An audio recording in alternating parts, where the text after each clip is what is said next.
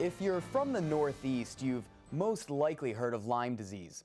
Maybe you know someone who was bit by a tick, or maybe you've heard stories from family or friends about their struggles for diagnosis. The New York State Senate has taken note. The Senate created a task force to address the problem that ticks pose. The title of the resulting report foreshadows a larger problem that could be on its way. The state Senate called it a ticking time bomb. I mean, it's completely turned my life upside down. 2 years ago, I was class president, social chair. I played volleyball, soccer, cross country. I had tons of friends. I was going to college in the fall. And when I got sick, it's like slowly those things started to fall away. Audrey Mitchell has Lyme disease. The once active 19-year-old now experiences daily headaches and fatigue. It's gone from being, a normal, energetic person to I can usually go out for like an hour a day maybe. And I spend most of my life on this couch. Audrey isn't alone. The Center for Disease Control estimates that an average of 300,000 Americans are diagnosed with Lyme disease each year. And that number has been rising. Lyme disease is the most common illness transferred by the bite of an infected insect, in this case, a tick. The disease first came to prominence in the U.S. during the 1970s. The CDC says most cases can be treated with antibiotics, but there's no cure. Brian Petroni's first experience with Lyme disease was when his mom was diagnosed. I guess I knew that ticks carried some kind of diseases, and Lyme disease probably even heard the terminology tossed around, but certainly not nothing that was ever really on my radar until it really kind of hit home for me, right? Literally hit home. Karen Petroni passed away in June of this year. Brian said Lyme disease took away the mother he knew. A perfectly healthy woman at 45 and super, super sharp, a business manager, and, could crunch numbers off the top of her head, numbers that I'm pulling out the calculator still. And over the years, you could see that quickly deteriorating, where none of that stuff came easy anymore, and it was a struggle. The CDC says dying from Lyme disease is rare, and there's debate within the medical community over the idea of chronic or lingering symptoms from Lyme. Audrey and Brian, meanwhile, are left searching for answers, and so is New York State Senator Tom O'Mara. You can feel their frustrations and their anxieties in dealing with this, so it's something that's at the forefront of what we're trying to improve upon here in New York State. O'Mara is part of the New York State Senate Task Force on Lyme and tick-borne diseases. Over the past few years, the task force has held hearings and meetings throughout the state to get a clearer picture of how Lyme disease is affecting New Yorkers.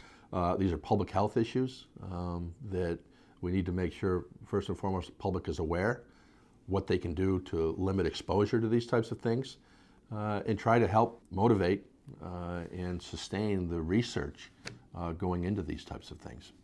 Research about ticks and Lyme disease is being done across the state, including right here in Ithaca. We met with a team of researchers at Cornell's College of Veterinary Medicine. Dr. Laura Goodman leads a tick submission lab that the public can submit ticks found on both humans and animals. We've developed what we call the tick chip, which we use to test the tick specimens as well as some animal specimens coming in for multiple different disease agents. Dr. Casagarino said this resource lets people know whether the tick they found carries the bacteria for Lyme disease. It provides useful information for the individual.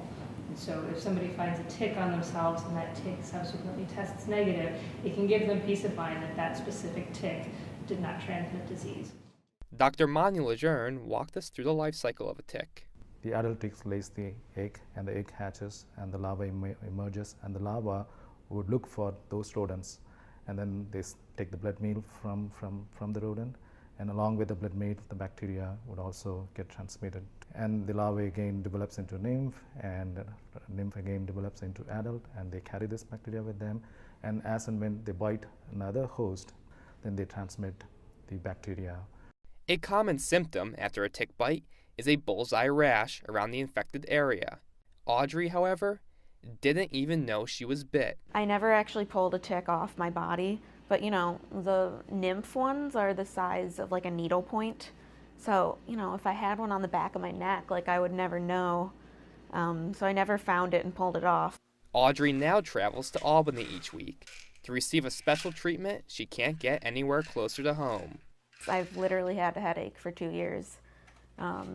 Overall body pain all the time, joint pain. I have a cane back there that I have to use sometimes, and braces.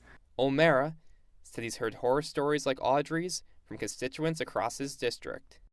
Debilitating effects on their life, their physical being, their mental being, their ability to work, carry on activities of daily life. O'Mara said he and other members of the task force will be working toward increased funding for Lyme disease prevention and treatment when state budget negotiations start in January.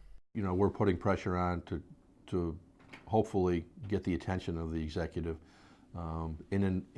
Every budget is a budget of finite resources and competing interests. Both Brian and Audrey, meanwhile, said they will work to raise awareness about the disease. I think we're nowhere near where we have to be in terms of really getting a grip on this epidemic. You know, I have to do something about it. I have to speak out. And if I have the opportunity to, like, I think I owe myself that and, you know, the Lyme disease community that, because a lot of people don't have the opportunity to do those things.